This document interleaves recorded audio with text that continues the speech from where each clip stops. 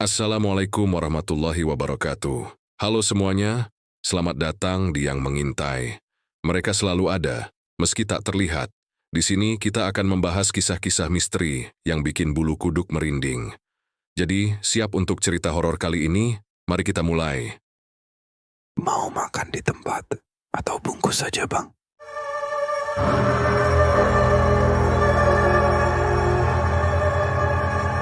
Cerita ini berasal dari adik ipar admin yang tinggal di sebuah kawasan padat di ujung utara Jakarta. Cerita ini tidak pernah dimuat di berita dan juga tidak ditemukan di media sosial. Ia hanya menyebar dari mulut ke mulut, seperti bisikan pelan yang beredar di antara warga setempat mengenai sebuah warung bakso yang konon katanya rasanya terlalu enak untuk dianggap wajar. Warung tersebut dikenal dengan nama Bakso Pakde Yono, bukan nama sebenarnya. Dahulu hanya berupa gerobak sederhana yang mangkal di dekat gang. Tapi dalam waktu kurang dari 2 tahun, warung itu tumbuh pesat. Bangunannya permanen, kursi bertambah, dan pelanggan berdatangan setiap hari. Anehnya, tidak pernah ada promosi, tidak ada spanduk besar, dan tidak pula bekerja sama dengan aplikasi online. Namun antrian tidak pernah sepi. Yang paling mencolok adalah rasanya. Banyak yang mengatakan bakso di sana memiliki rasa yang sangat khas. Bahkan ada yang berkata, rasanya lebih nikmat saat dimakan di tempat dibandingkan jika dibungkus dan dibawa pulang. Rasanya seperti ada sesuatu yang hanya bisa dinikmati saat berada di sana. Semua berjalan seperti biasa. Hingga suatu hari, Pak Yono jatuh sakit. Karena tidak bisa bekerja penuh, seorang pegawai baru ditugaskan membantu di dapur. Pegawai ini belum mengetahui aturan-aturan tak tertulis yang berlaku di warung itu. Salah satunya, larangan untuk mengaduk kuah di dalam tungku terlalu dalam. Dan pada hari itu, ia melanggar aturan itu. Dengan centong besar, ia mengaduk kuah yang menggelegak. Tapi saat ia menarik centong ke atas, bukan hanya kaldu yang terangkat, ada celana dalam dan pakaian dalam wanita yang masih basah, masih utuh. Kemudian suasana seluruh dapur menjadi hening. Malam itu pegawai tersebut segera dipanggil ke rumah Pak D. Dan setelah itu, ia tidak pernah terlihat lagi di warung tersebut.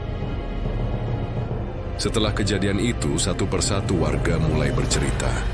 Ada seorang ibu, sebut saja Bu Ijah, yang mengaku sering melihat bayangan berdiri diam di depan warung saat malam.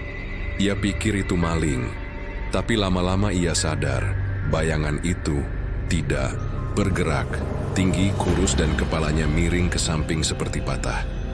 Kadang terlihat duduk di dekat tungku, seperti mencium aroma dari dalamnya. Kesaksian paling menyeramkan datang dari seorang pelanggan yang makan langsung di tempat. Ia sedang menyantap bakso ketika merasa pandangannya tertarik ke atas mangkuk. Di sana, berdiri sesosok pocong. Diam, kaku, tingginya lebih dari 2 meter. Wajahnya hitam terbakar. Lalu, air liurnya menetes masuk ke dalam mangkuk. Anehnya, orang-orang di sekitar tidak melihat apa-apa. Mereka tetap makan seperti biasa. Bahkan terdengar suara seseorang berkata, "Wah, baksonya makin gurih nih, Pak De." Seiring cerita-cerita aneh itu tersebar, sebagian warga mulai menjauh. Namun anehnya, pelanggan baru terus berdatangan. Bahkan makin banyak. Ada yang berkata, Yang penting enak, setan juga saya santap." Sementara yang lain hanya terdiam dan memutuskan tidak pernah kembali. Ada yang percaya kuah bakso di warung itu telah dicampuri sesuatu. Sesuatu yang tidak bisa dijelaskan. Sesuatu yang hanya aktif ketika disantap langsung di tempat. Sampai suatu hari, warung itu tutup. Tidak ada pengumuman, tidak ada perpisahan. Hanya gerbang terkunci dan spanduk nama warung sudah tidak ada. Tetapi hanya beberapa minggu setelahnya, sebuah warung bakso baru muncul di wilayah yang tidak terlalu jauh dari sana. Nama baru, logo baru, tapi rasa baksonya sama persis Orang-orang yang tahu hanya diam. Mereka tidak mengatakan apa-apa, tapi sorot matanya cukup untuk memperingatkan.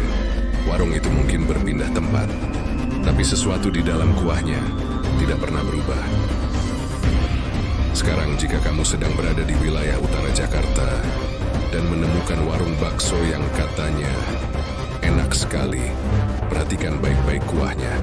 Mungkin saja kamu melihat bayangan seseorang berdiri di belakangmu. Atau mungkin kamu tidak akan melihat apa-apa, tapi kamu akan merasakannya. Dan ketika kamu pulang, kamu akan sadar, rasanya tidak akan pernah sama lagi. Mau makan di tempat atau bungkus saja, Bang?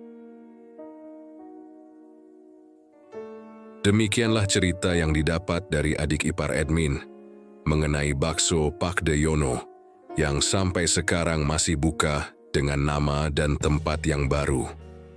Akhir kata, admin pamit undur diri dan mohon maaf apabila cerita tersebut ada persamaan nama, kejadian, dan tempat.